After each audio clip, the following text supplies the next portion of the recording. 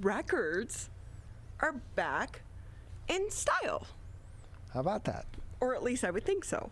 And someone who would know so much more about that than me, let's bring in Rick LeAnnais. He's the owner for the Dearborn Music Store. Records are back in style, right? Yes, they are.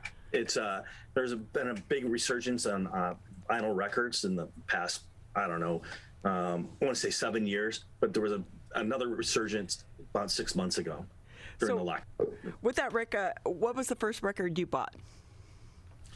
First record that I bought was a 45. It was Elvis Presley 45.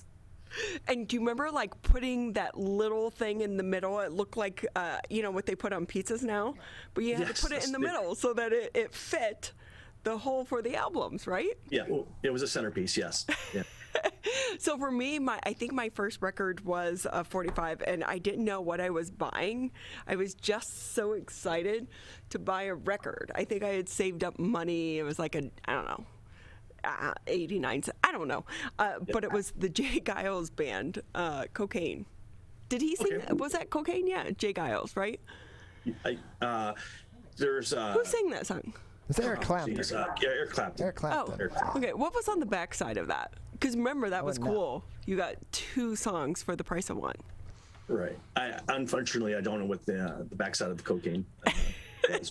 And I will say I was like in 5th or 6th grade. I shouldn't have been listening to that music, but I think I went for another record and they didn't have it, but I just wanted to buy a record because I saved up my money.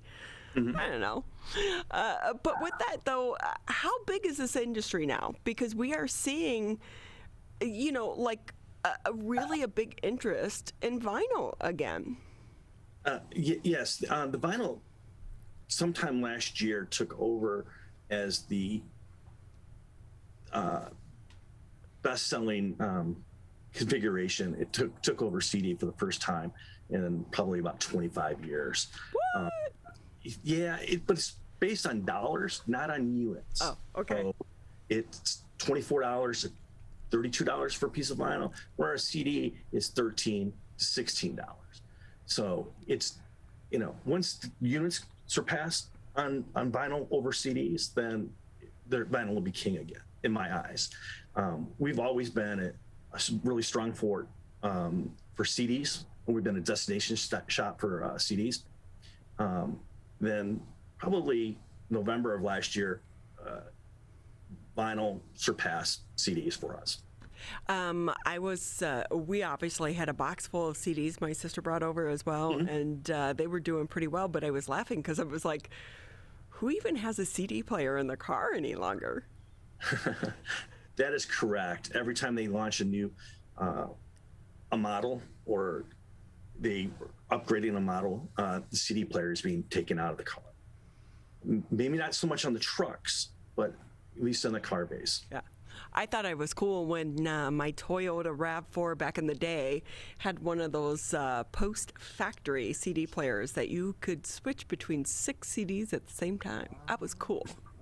Yeah, some of them were in the glove box with those 6 CD changer. Some of them were in the back, inside the trunk. It all depends on what kind of make and model the car was, where they were able to hide that 6 CD changer. So with that, if I can ask you, what's it been like for you guys? I know you're a family business. Your father, I believe, owned the store, and then you and your brother, purchase it from him. And then we hit this pandemic. How has business been for you, and how have you managed the past year? We have a great ability to adapt. When my father first bought the business, it was mainly sheet music, instruments, and lessons. Then there was vinyl. And through the years, we were able to change through what everybody was looking for. During the pandemic, me and my son were here for the first 45 days by ourselves, and we were very fortunate that we already had an e-commerce started, and we were able to start middle of April of the shutdown. We were sending out 200 plus packages a day. Holy cow! Yeah, yes, it was quite challenging, just the two of us here. And so we were able to establish an e-commerce business and keep it going currently. So we were able to adapt to it. It was tough, frustrating, but long hours for me, Right. for sure. But Hey, Rick, how old is your son? 23. Oh, I was hoping he was going to be like 14 or 15. I was like, talk about teaching them life lessons right there. 23 Yeah, well, though, but still great. Yeah, no, he's probably started when he was 15, hoping out. Okay. Source. That's awesome. Rick LeAnnais with us here on the MegaCast. He is one of the owners over at the Dearborn Music Store. And with that, because I would imagine, as you were saying, you went online because if you weren't essential business back in the very beginning of the pandemic, you couldn't open your doors. So as we've been able to reopen, has your business stalled, or are you continuing to grow? Continuing to grow. It really hasn't stalled one bit. People were looking for entertainment. You can't go to concerts. You can't go to the movies. You can only get half capacity in restaurants. So you're looking to do something, especially people working, from home. You have to separate work from home. How do you do that? So a lot of people started expanding their music collection. They started expanding their DVD collection, even their CDs. So, so we were very beneficial, because people were looking for entertainment. With that too, we should recognize that for so many people that believe they're kind of purist and downloading music, I'm a downloader.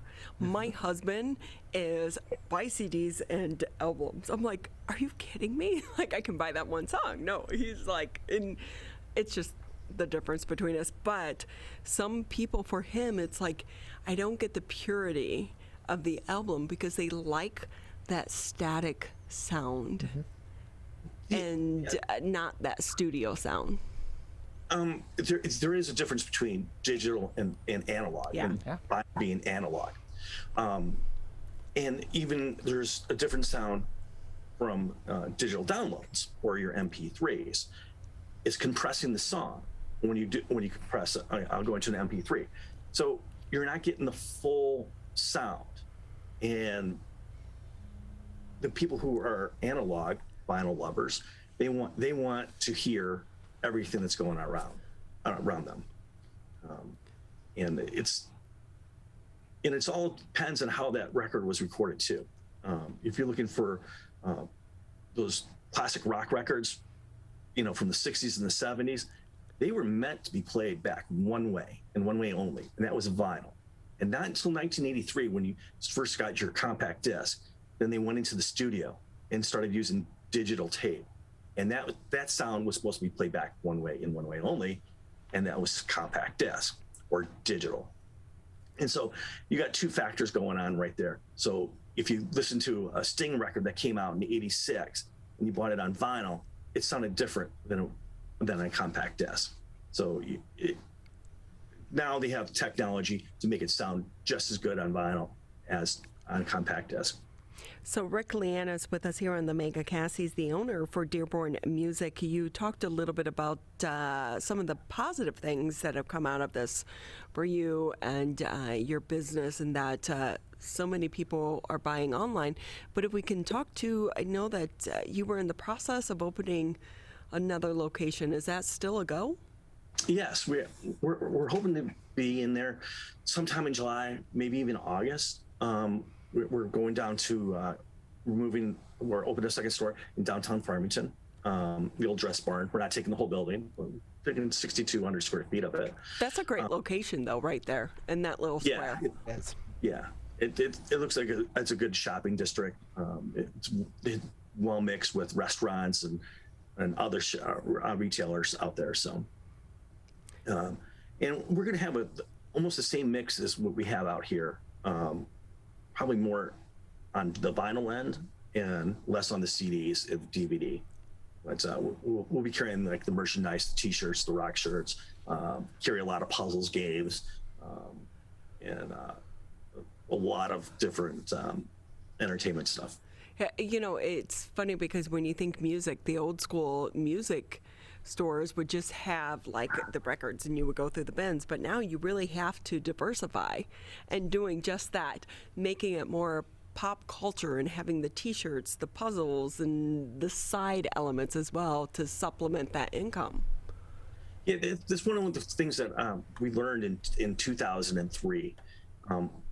It's when downloading became very popular. Yeah.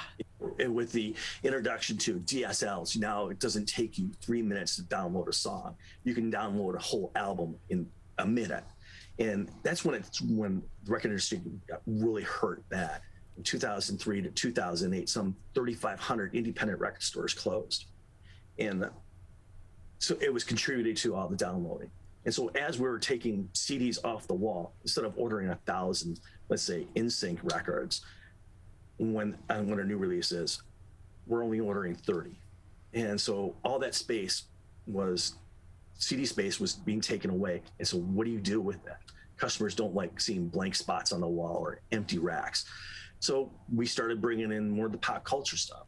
We tried posters, T-shirts,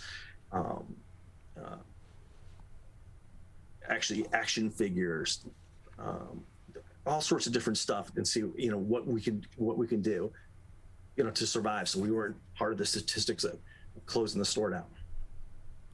So I feel like you were already prepared for the pandemic and COVID-19, your industry, rather, because you guys have been good at trying to pivot and adapt to the changing world around you. Yes. I think all businesses should, be able to adapt to their customer needs. You can see some clientele fading away, and how do you draw them back in? In 2003, if we saw a tween or someone in their early 20s, it would be a miracle. Because they were busy just downloading music, and they didn't care about physical music. Right. So how do we get them back? And I in one of the industries developed a record store day, which is right around the corner right now, and it's actually a celebration of independent music independent record stores through music. And there's some, I think, 400 special titles coming out, maybe 300 titles coming out in June, 300 titles coming out in July. And it's just made for independent record stores, small little runs, maybe 1,000, maybe 5,000 pieces. That's throughout the country. Rick LeAnnais is with us here on the MegaCast. He's the owner for Dearborn Music. We're excited, Rick, to have your next location open up a bit closer to us. Before we say goodbye, what is your website if people want to go on, find more, but also buy one of those old school albums? Okay, it's dearbornmusic.com or dearbornmusic.net, whichever one you can use the best. Or you can give us a call at the store. 313-561-1000. Well, we look forward to you opening in Farmington. When that happens, we'll have you back on the show, and maybe you can do us a walk around, tour. That sounds great. We so appreciate your time. Music has helped see so many of us through this crazy pandemic.